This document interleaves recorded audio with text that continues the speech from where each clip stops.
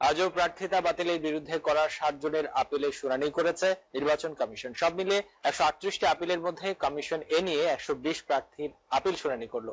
মঙ্গলবার হওয়া 7 জনের শুনানির পর 30টি আপিল শুনানির ব্যাপারে সিদ্ধান্ত নিয়েছে কমিশন। এর মধ্যে 15 জনের প্রার্থিতা বৈধ হিসেবে জানানো হয়। বৃহস্পতিবার বাকি 18 জনের আপিল শুনানির মাধ্যমে এই কার্যক্রম শেষ হবে। এরপর আপিলের ব্যাপারে চূড়ান্ত সিদ্ধান্ত দেবে কমিশন। তবে যাদের প্রার্থিতা বাতিল বলে গণ্য করবে কমিশন, তারা উচ্চ আদালতের আশ্রয় নিতে পারবেন। এদিকে লালমনিরহাট 1 এবং রংপুর 3 আসন থেকে মনোনয়নপত্র প্রত্যাহার করে নিয়েছেন জাতীয় পার্টির চেয়ারম্যান হুসেইন মোহাম্মদ এরশাদ। তবে তারিখ সংক্রান্ত জটিলতায় ঢাকা 17 আসনে তার মনোনয়নপত্র প্রত্যাহারের আবেদন ফেরত পাঠানো হয়েছে। এছাড়া লালমনিরহাট 3 থেকে মনোনয়ন প্রত্যাহার করে নিয়েছেন দলের প্রেসিডিয়াম সদস্য GM কাদের। নিরাপত্তা এবং আর্থিক সহযোগিতা দিতে না পারলে এবার ব্যবসা ছেড়ে দেওয়ার হুমকি দিলেন তৈরি পোশাক খাতের উদ্যোক্তারা।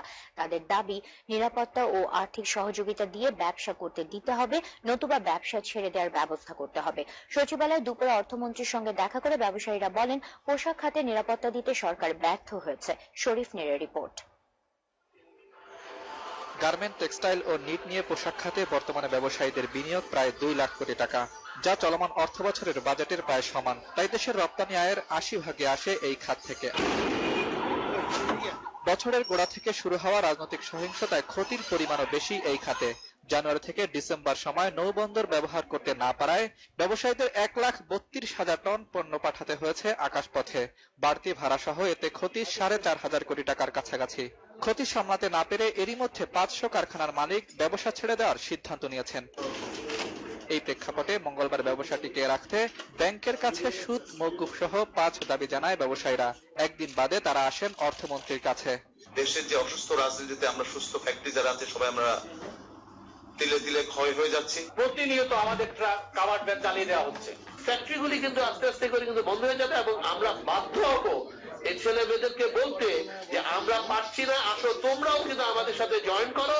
গার্মেন্ট ব্যবসায়ীদের ঋণ খেলাপি না করে আগামী 2 বছরের জন্য সুদ মওকুফের আহ্বান জানান বিজিএমইএ নেতারা। এখানে আমরা যে রিকমেন্ডেশন গুলো ব্যাংকের কাছে করেছি, চেয়েছি আপনি এটাকে যদি না আমাদেরকে না দেন, তাহলে যেটা হবে বাংলাদেশের যে বৃহৎ একটা ইনভেস্টমেন্ট, এই ইনভেস্টমেন্ট কিন্তু টোটালি ব্লকড হয়ে যাবে। প্রয়োজন যে আছে আপনাদের সার্টেন হেল্প এন্ড প্রপ, সেটা আমরা স্বীকার করি এবং সেটার জন্য আমরা কাজ করছি। এটা we should be in a position to give a decision very quickly. অর্থনীতির স্বার্থে সব দলের অংশগ্রহণে অবাধ সুষ্ঠু নির্বাচনের দাবি জানান ব্যবসায়ীরা। শরীফ নীর, এসএটিভি, ঢাকা।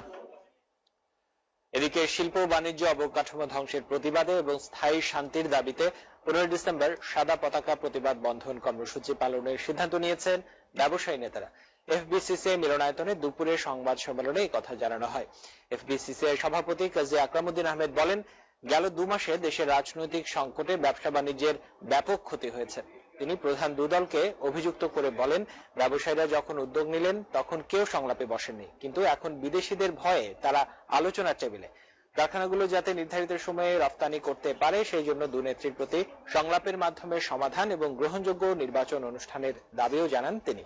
চলমান নৈরাজ্য বন্ধে এবং শান্তিপূর্ণ পরিবেশের দাবিতে 15 ডিসেম্বর বেলা 11:30 থেকে আধ ঘন্টা নিজ নিজ প্রতিষ্ঠানের সামনে সাদা পতাকা বন্ধন কর্মসূচি সফল করার আহ্বান জানান এফবিসিসিআই সভাপতি।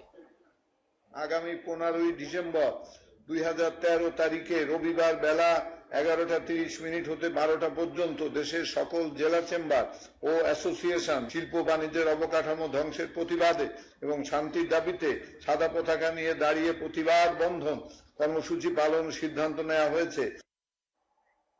বগুড়ায় উত্তরাঞ্চলের সবচেয়ে বড় মশলার বাজারটি আগুনে পুড়ে যাওয়ায় নিঃস্ব হয়ে গেছেন অসংখ্য ব্যবসায়ী। অনেকের মজুদ পণ্যের সঙ্গে পুড়ে গেছে নগদ টাকা। বগুড়ার সেসব ক্ষতিগ্রস্ত ব্যবসায়ীদের কথা জানাচ্ছেন আরিফ রেহমান। ক্যামেরায় ছিলেন জাকারিয়া বিপ্লব। সোমবার রাতে শহরের রাজাবাজারের মশলাপট্টিতে আগুন লাগে, মুহূর্তেই পুড়ে যায় 26টি দোকান।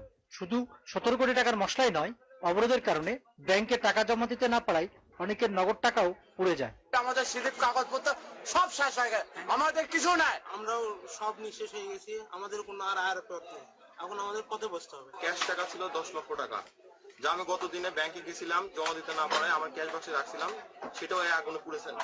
পুড়ে নষ্ট হয়ে গেছে। ফায়ার সার্ভিস কর্মীরা তাৎক্ষণিক ব্যবস্থা নেয় বড় ধরনের ক্ষতি থেকে রক্ষা পেলেও নাশকতা কিনা খতিয়ে দেখতে গঠন করা হয়েছে তদন্ত কমিটি।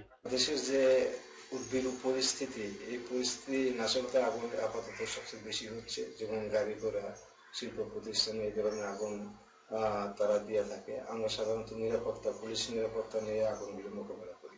ক্ষতিগ্রস্ত ব্যবসায়ীরা পুনর্বাসন দাবি সহ বিভিন্ন ব্যাংক থেকে নেওয়া ঋণ মওকুফের আবেদন জানিয়েছেন। আরিফ রহমান, এসএটিভি, বগুড়া। সময় হলো আরেকটা বিরতির, আর ফিরে এসে জানাবো হাজী দানেশ বিশ্ববিদ্যালয় শিবিরের তাণ্ডব, ছাত্রাবাস, ক্যান্টিন ও বাসে আগুন, ছাত্রলীগ পুলিশের সঙ্গে ত্রিমুখী সংঘর্ষ।